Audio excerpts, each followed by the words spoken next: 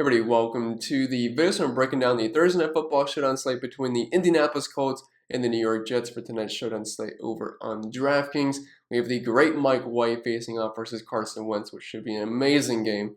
Not really, but I feel like we have the Colts each and every single week on primetime. I'm not sure what it is, but I'm kind of getting tired of it. Hopefully, this is the last one for the season, or at least for quite some time. But we have some exciting players in this game. Mike White just had a fantastic game versus the Cincinnati Bengals. I don't think anybody saw that coming.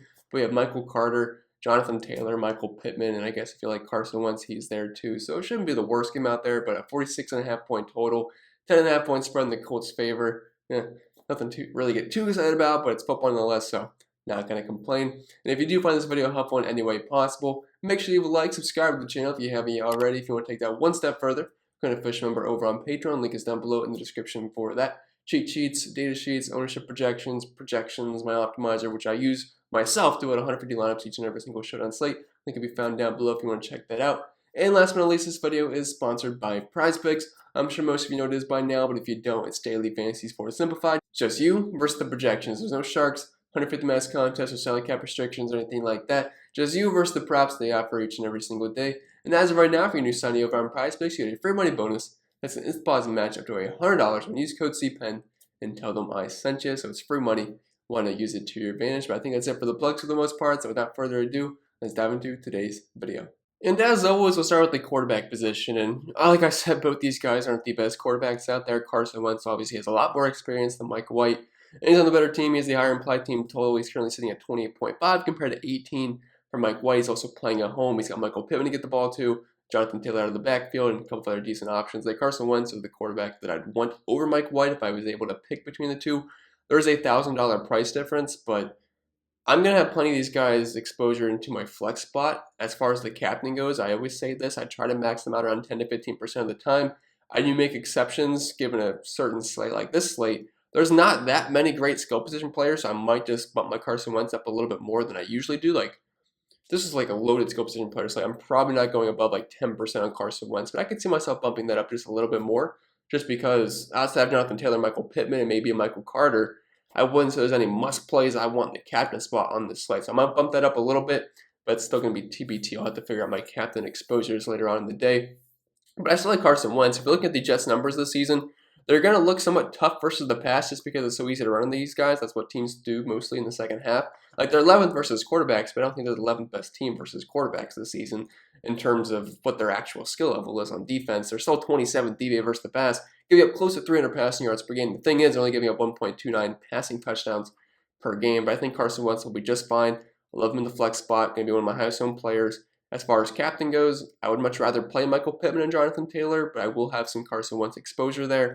And as far as Mike White goes, he's below $10,000, which is a good price point for a quarterback. And if you're looking at last week's numbers versus Cincinnati, over 400 passing yards, completed, I believe, like 37 passes, which I believe was a record for a rookie quarterback in their first career start. So shout out to Mike White. He had a fantastic game. He took down the Bengals. I don't think anybody saw that coming, so got to give credit where it's due. And this is actually a good matchup versus the Colts secondary, which has been pretty bad so far this season.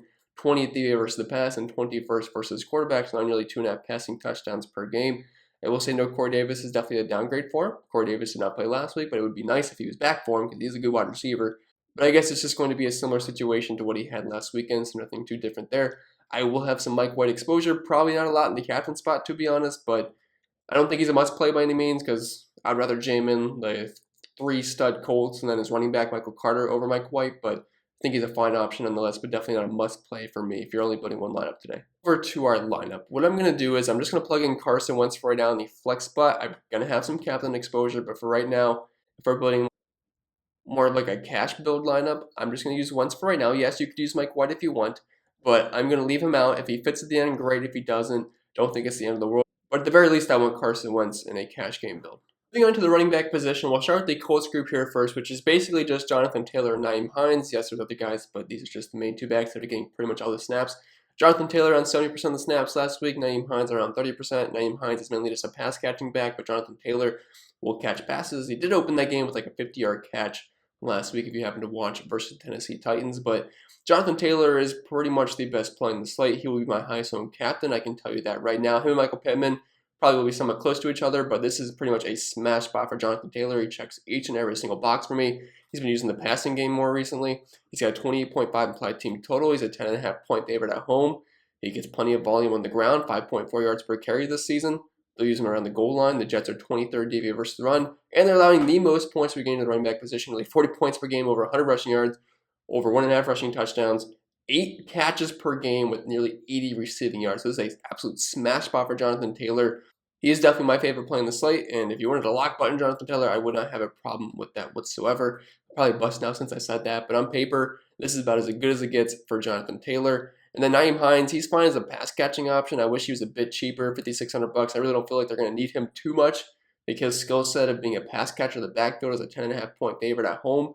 But the Jets have really struggled versus pass catching back so far this season. Although Jonathan Taylor, I mean, he's still getting over 3 targets per game and over 30 receiving yards. So I wouldn't say that Jonathan Taylor is just strictly the 2-down back with Nyheim Hines always going to get passing work. Because Jonathan Taylor will cut into that, and Jonathan Taylor's rolling. I don't see why they take him off the field, really. And I do want to mention for the people over on Prize Picks, you can get Jonathan Taylor's receiving yards prop at 14.5. I realize there's been some games where he's under that, but I think it's a pretty good bet over 14.5 versus the Jets, who've really struggled in the passing department, in the receiving department versus running backs so far this season. And then moving on to the Jets group here, we have Michael Carter, $8,600, and then Ty Johnson, $6,400. Pretty much a two-man show here. Carter played around 7% of the snaps last week. Ty Johnson around 30%. But it was Michael Carter who stole the show last week and over 30 DraftKings points, had 14 targets, had 9 targets the week before that. That is insane volume out of running back in the passing game, which I absolutely love to see. I don't see why they're going to go away from him because it worked last week. And Michael Carter, $8,600. That's not a bad price point for the RB1 in this offense. I realize the Colts have been pretty stingy versus the run this year. They're really easy to pass on. So I can see why that makes sense. Kind of a pass-funnel defense, but they're still first DVA versus the run. As they are first DVA versus the run, allowing the third fewest points per game in the running back position. But it's not going to stop me from liking Carter here, especially with what he's been doing in the passing game. He's got a 14.4% target share in the season, about 5 targets per game. That's definitely been bumped up the past couple of weeks. I definitely like Carter a lot. I feel like he's definitely a guy that's close to a lock in cash games for me, and someone I'm definitely going to try to get in a lot on this slate. I will have him in the captain spot quite a bit as well. As far as Ty Johnson goes, he's fine, but I feel like he's a bit overpriced, to be honest. But we can't ignore his work in the passing game either. 7 and 6 targets the past 2 weeks and 19 and 13 fantasy points. So he does feel a bit overpriced, but I will have some Ty Johnson exposure because both these backs are going to be used, and both these guys do have a passing game role. So then moving over to our lineup, I like both running backs a lot in this game, and I want to probably try to get in Jonathan Taylor in the captain spot. I know it's quite expensive. We're talking close to $18,000, but it's a smash spot for Taylor. I feel like that's the best way to go in cash games, and there's plenty of value on the slate to make this work. So we're going to use Taylor in the captain, and we're going to put Michael Carter in the flex spot. That's going to leave us about $4,500 left for the last 3 spots, which I definitely think we can make work, even if we do use Michael Pittman in the flex spot as well. Then moving on to the wide receiver position, we will start with the Colts first, which consists of Michael Pittman at $10,200. Then we have Zach Pascal at $6,600, Mike Strachan at $200, Ashton Dolan at $200, who is massively underpriced on the slate. I'd expect very high ownership on him. Then Kiki Cutie at $200. T.Y. Hilton is out with a concussion.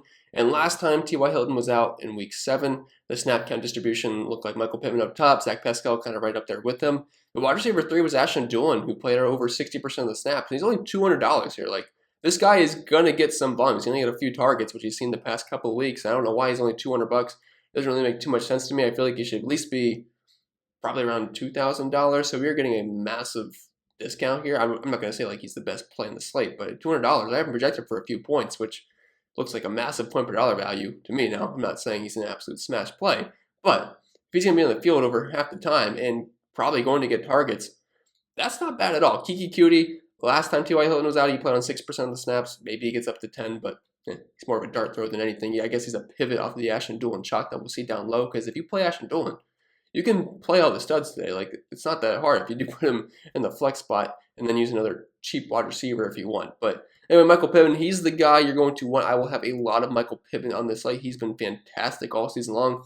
I believe he's the wide receiver 10 in PPR scoring so far this year. Like, I like Pittman heading into the season, but I definitely did not expect this. But close to 8 targets per game, about a 25% target share, 34.5% market share of the team's air yards. Obviously, T.Y. Hilton being out, that's definitely a bump to pretty much everybody here, especially Michael Pittman. He had 2 touchdowns last week and over 30 DraftKings points.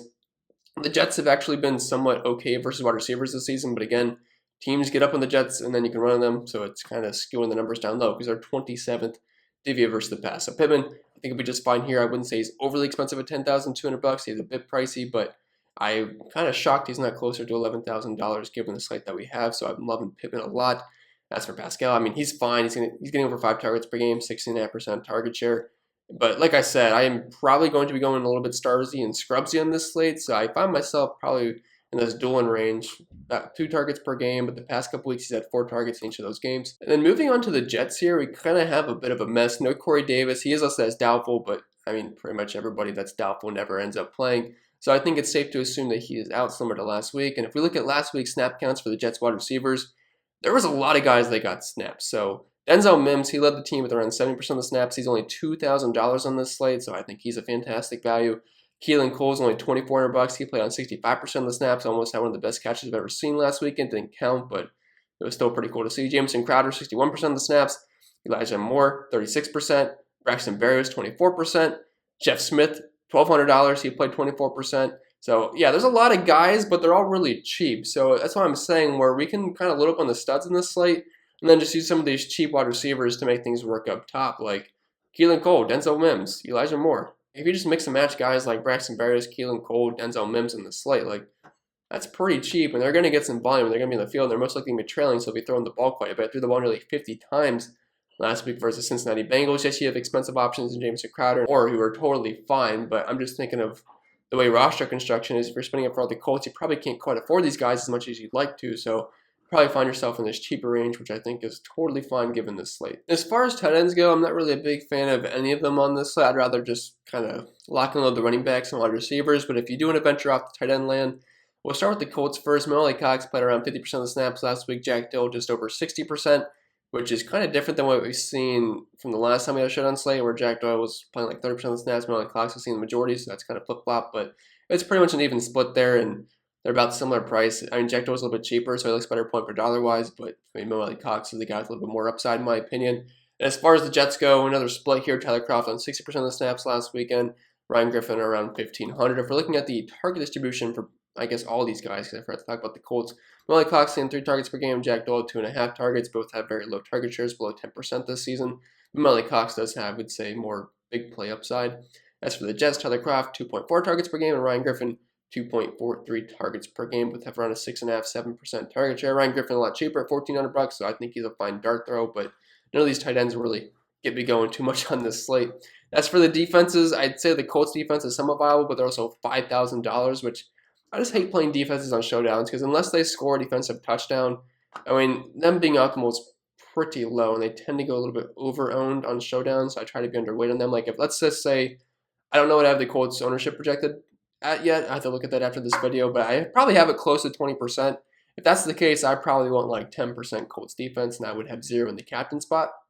And for the Jets, I wouldn't mind full fading the Jets defense. I just don't see a way they're going to be optimal unless Carson Wentz throws another pick 6. And even if he does that, I still think the Colts are going to put up a lot of points. They have a team total close to 30 on this slate, so I just really don't see the Jets defense being optimal, because there's a lot of guys in that $2,000 to $4,000 range that have way more upside than a defense, like a bunch of wide receivers. So not really a fan of any of the defenses, to be honest. And as far as kickers go, they are what they are. If they hit their field goals, they become decent value plays. And if they don't, well, you're usually left pretty disappointed. But I think they're fine flex plays. Like in cash games, they have decent floors, but their ceilings are lower. So I try to be a little bit underweight on them in tournaments. But I'm not talking too underweight. Usually a little bit lower weight.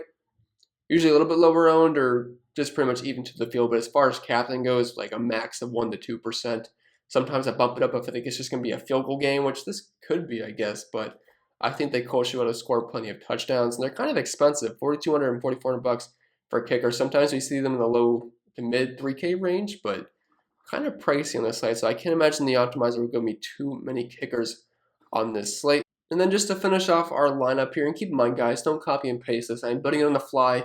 These are not pre-built. I'm just trying to see what fits as we talk throughout the video. Sometimes it's a good lineup. Sure, you can use it, but I'm not building this lineup for you guys to use in your contest today. So 3 spots left, $4,400 left per player. Gonna have to definitely find some value, but I want Michael Pittman. Michael Pittman's pretty much a lock for me if you're building one lineup on this slate.